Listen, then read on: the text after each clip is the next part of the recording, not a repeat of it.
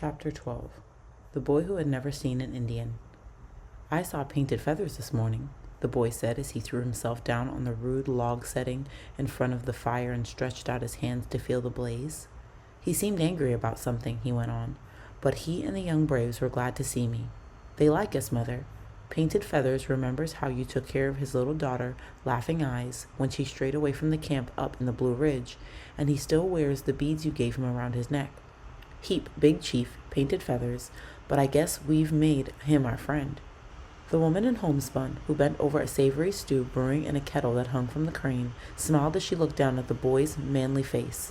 He was the counterpart of his father, who had gone over the Blue Ridge hunting and had never returned, lost in the trackless wilderness of the woods, they feared. He wore the same kind of rough suit of tanned skins, hide boots, and fur cap. His eyes were just as deep and fearless as his father's had been. He was his mother's mainstay now in the little cabin set so far from any other habitation in the depth of the wilderness. There were Indians near, but so far they had been friendly to the two settlers. "I tried to understand what Painted Feathers was angry about," the lad continued. "What was it, Eli? Nothing that we have done, I trust?" the boy's mother asked, her voice trembling a little as she peered out through the window at the gathering dusk and the gloomy forest that surrounded them. "Oh, no, Mother," Eli hastened to assure her. "As nearly as I could make out, Painted Feathers and the tribe are afraid of losing their land." They pointed toward the direction of the Shenandoah Lakes, beyond the Blue Ridge as it flows into the Potomac. "They say that the land in the valley is being measured off with strange instruments and by white men who are going to bring their own tribes and build their own camps there. You can't blame Painted Feathers, Mother, for his tribe settled here first. I thought as I came home what a pity it would be to take the land away from the Indians. Such lofty trees, and the Silver River and the buds of the wildflowers opening everywhere. I never saw the mountains look so blue as they did in the sunshine this morning, and Painted Feathers has lived here for years and years," he said, his clear, boyish voice full of sympathy. "I know, too, how Painted Feathers feels about this valley," Eli's mother said. "He knows every deer track and every spring and partridge call for miles around. But I think this is all talk about surveyors being near, son. No one has marked out the lands in all this time, and they would scarcely begin now. How much longer the days are," she added, turning toward the door to open it and let in the earth-soaked wind of the evening. It was early spring, and the twilight was long and mellow. To her surprise, she found a boy standing outside. His hand, which he had raised to knock with, went like a flash to his cap. He pulled it off and stood, bareheaded, as he bowed like a young cavalier and smiled up at her. He was about Eli's age, she thought, between 15 and 16, but a different sort of lad from her sturdy son. His long, pale face had the lines of an aristocrat. Even his slender fingers showed his gentle heritage. "May I ask shelter of you for the night?" he begged courteously. As he spoke, Eli's mother noticed that he carried surveying instruments and his clothing was weather-stained and worn. "I've come all the way up the Shenandoah and over the mountains, measuring and marking the land and making maps of its important features," he said.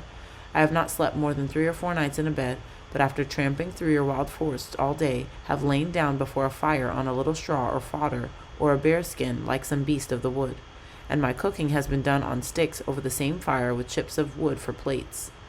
He smiled as he told of the hardships. "I have strayed away from my companions," he said, "and do not know where to spend the night." Eli, crowding close to his mother in the doorway, had been listening to the tale of the stranger lad with the greatest interest. He pushed open the door now. "Come in," he said. "Yes, you must come in and share our supper and stop with us in the cabin as long as you like," Eli's mother added. And in a few minutes the 3 were gathered around the rough deal table before the fire, eating bowlfuls of the steaming broth. "My name is Eli. What is yours?" Eli asked between mouthfuls. "George," said the other lad. "I live at Mount Vernon. Our neighbor, Lord Fairfax, has an estate that is so large it extends way over the Blue Ridge Mountains. Ever since I was a little lad, I have ridden and walked with Lord Fairfax, and when he decided to have his estate surveyed, even as far as this distant boundary, I gladly undertook the work. I liked this wildlife and the adventure of making new paths in the wilderness." "Tell me about some of your adventures, George," Eli begged, leaning across the table, his eyes bright with excitement.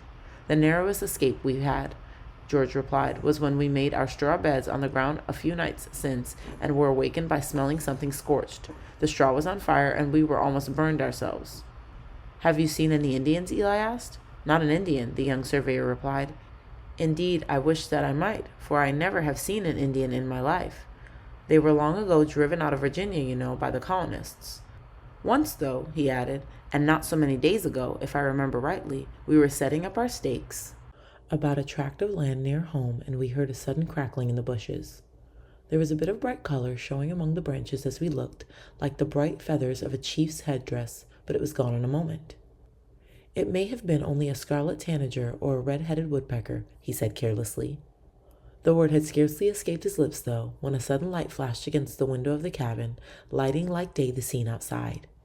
As scarlet and yellow leaves are whirled in a moment by a sudden gust of wind from a forest, so the 30 or more Indians who surrounded the cabin seemed to have flashed out of the woods, as swiftly and as silently. Painted Feathers led them, decked in fresh war paint, as were all the other braves, and a scalp dangled menacingly from its belt to show that he was bent on warfare. With fierce gestures toward the cabin and the 3 white faces that peered in terror from the window, the Indians made their preparations. One of the younger braves drummed loudly on a deerskin that he had stretched over an iron pot. Another rattled a huge, dried gourd filled with shot and decorated with a horse's tail. The others built a great fire directly in front of the cabin, pulled blazing brands from it, and danced in a circle with wild yells and whoops. Eli whispered his frightened explanation to the other lads. It's Painted Feathers and his band of braves, and they're dancing the death dance. When they finish, they'll set fire to our cabin, I'm afraid. He used to be our friend, but this morning he seemed in a great rage about his land and hunting ground being taken away from the tribe by settlers. Eli's voice was trembling as he finished. It wasn't a wild bird that you heard and saw in the woods when you were surveying, George. It was Painted Feathers watching you, and now he has followed you to our cabin. The other lad's heart beat with terror, but his voice did not falter as he spoke. Then I'm going out to give myself up to the Indians, Eli. I won't have your life and that of your mother endangered when you have been so kind to take me, a stranger, into your house and feed and shelter me. He made a quick movement toward the door, but Eli intercepted him. Wait, George. It would only satisfy their rage without doing any good. Let me think a moment. But as the 3 waited and watched, the cabin lighted by the fire outside, the seconds seemed hours. The shouting, excited Indians piled more logs upon the fire and fed it with pine knots until the sparks darted in a crimson cloud as high as the tops of the trees. As they danced, they circled nearer and nearer the cabin, their streaks growing each moment more shrill and menacing. It was time to act if the cabin and its occupants were to be saved. Before either his mother or the boy surveyor could stop him, Eli stepped out in front of the cabin, alone and unprotected. He stood there, one hand held out in welcome to the terrible Indian chief. The sudden apparition of the boy was a surprise to the Indians. They were silent for a moment, spellbound by the boy's bravery and interested as well in something that he drew from his coat and held out in supplication toward Painted Feathers. He had grasped the object from its place on the shelf over the fireplace before he left the cabin. It was a tiny moccasin made of the softest of deerskin and embroidered with bright beads. Painted Feathers drew nearer to look, and Eli spoke to him. Laughing Eyes left her moccasin in the wigwam of her pale-faced friends. We kept the moccasin because we love Laughing Eyes. We found her when she was strayed away from the tribe, and we gave her back to her father. Painted Feathers, the big chief. As the boy spoke, Painted Feathers nodded his great head slowly, and his cruel face softened a little. Eli was quick to see the advantage that he had gained, and he acted upon it. A strange pale-face has come to the cabin. He measures the land in the valley, but he is the friend of the Indians. He will protect their hunting grounds and keep away strange tribes from the west. Will Painted Feathers say how to the stranger? Eli asked, his voice trembling a little at what might be the outcome of his bold request. Painted Feathers held the little moccasin in his hand now, the touch of it warming and softening his stony heart. Then he slowly nodded his head in assent, stalking nearer the cabin door. Come, George, cried Eli breathlessly. Come out and meet your friend, Painted Feathers, the big chief.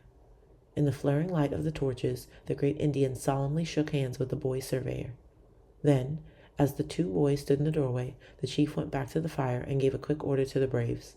In a second, their fearful death dance was changed to the slow, stately steps of a dance of welcome. At its end, they put out the fire and filed silently back into the forest. Snuggled under bearskins in front of the warm hearth, the 2 boys slept but little that night, and talked a great deal about their wonderful adventure. You needn't be afraid to go in the morning, George, Eli assured the boy surveyor. Painted Feathers' tribe is the only band of Indians anywhere around here, and now that he knows you are his friend, he won't harm you. I shall never forget you, Eli, said George. You have taught me how to be brave. His companions found the lad in the morning, and with many thanks and assurances of his friendship, the young surveyor left the settler's cabin and started to finish his work and his trip. More than a score of years passed. Where the trees had grown there was a town now, and the cabin itself was replaced by a comfortable frame dwelling. Eli's mother was an old lady and he a man grown. It was a time of much stress for America, the period of the Revolution. "Great news, Mother," Eli exclaimed as he came in one day. "They say that General George Washington has taken Lord Cornwallis and all his army as prisoners. Yorktown has surrendered and the war is over." "General George Washington?" repeated his mother, her mind going back through the years. Then a thought came to her. "Eli," she said, "do you remember the lad surveyor who stayed with us for a night when you were a boy? He told me his full name as he was leaving, and all these years I have never thought to speak of it to you. George Washington, he said he was." The man's eyes flashed. "One and the same," he said, "the great general and our guest, George, who had never seen an Indian."